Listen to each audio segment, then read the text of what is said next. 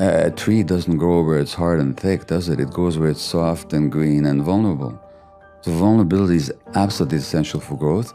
And for vulnerability, you gotta let go of I know those. that if you're listening right now, you're here because you want to improve your mental, emotional, physical, and spiritual well-being. I know that you're trying to heal from trauma, from stress, from pressure. You're trying to heal challenges you experienced early in childhood or ones that you're going through today. And it's my job and it's my duty and it's my honor and joy to introduce you to incredible people that I believe have answers, have insights, have helpful approaches to navigating the challenges we all experience. And today's guest is someone I have been so excited to speak to for a long time on purpose. I hope this is not just his only time on the show. I hope this starts to become a regular guest on the show. I'm talking about none other than Dr. Gabor Mate, who's a celebrated speaker and best-selling author. He's highly sought after for his expertise on a range of topics such as addiction, stress, and childhood development. Dr. Mate has written several best-selling books, including the award-winning In the Realm of Hungry Ghosts, Close Encounters with Addiction, When the Body Says No, The Cost of Hidden Stress, and Scattered Minds, The Origins and Healing of Attention Deficit Disorder. Now, today we're talking about his new book called The Myth of Normal: Trauma, Illness, and Healing in a Toxic Culture. And we have the link to this in the notes. I want you to go and order this book right now. It is going to blow your mind. The insights of this individual about what we're going through as a culture and a society are going to be really powerful. So the book is called The Myth of Normal: Trauma, Illness, and Healing in a Toxic Culture. Please welcome to the show, Dr. Gabor Mate. Thank you so much for being here. Well, it's such a pleasure to be here. Thank you. I love sitting down with people who are deeply immersed and obsessed with ideas and observing human behavior.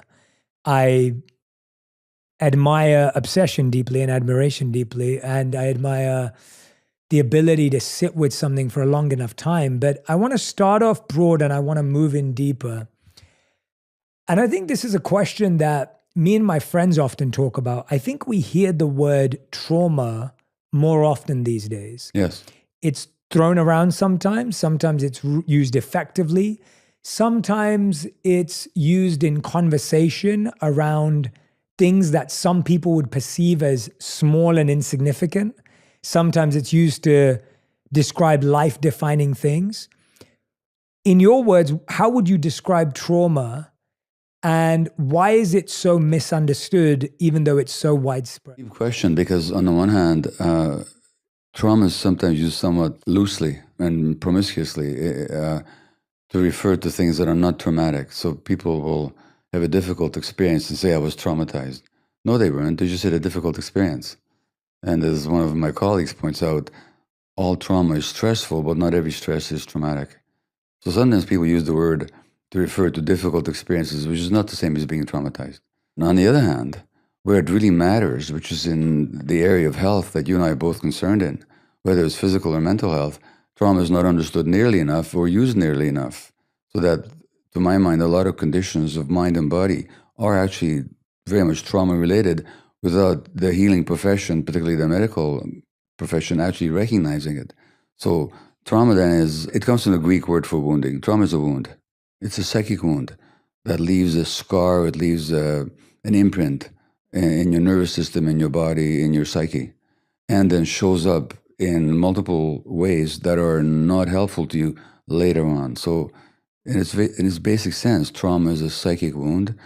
And if you look at the nature of a wound, on the one hand, if it's raw and open, it really hurts.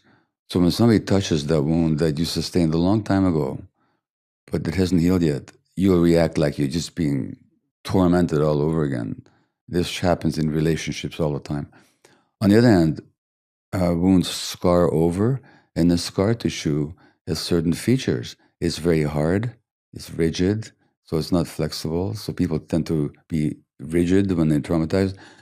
It also doesn't grow. So trauma very often stops emotional growth and development. So on the one hand, it's very raw and painful. On the other hand, it's even lacks sensation because scar tissue doesn't have nerve endings in it. So trauma then, just to finish, is not what happened to you. So trauma is not the difficult incidents, like trauma is not the war. It's not in my case, the Second World War when I was born or what happened to me. Trauma is not the abuse that people experience. Trauma is not the pain that they felt. Trauma is the wound that they sustained as a result. So the trauma wasn't, for example, the sexual abuse. Trauma was the wound that the person sustained as a result of having been abused.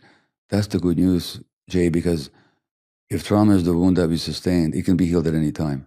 If trauma is what happened to me 75 years ago or 78 years ago, it happened. It never not will have happened.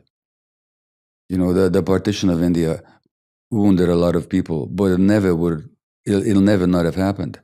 But if the wound is what happened to people inside as a result, that can be healed.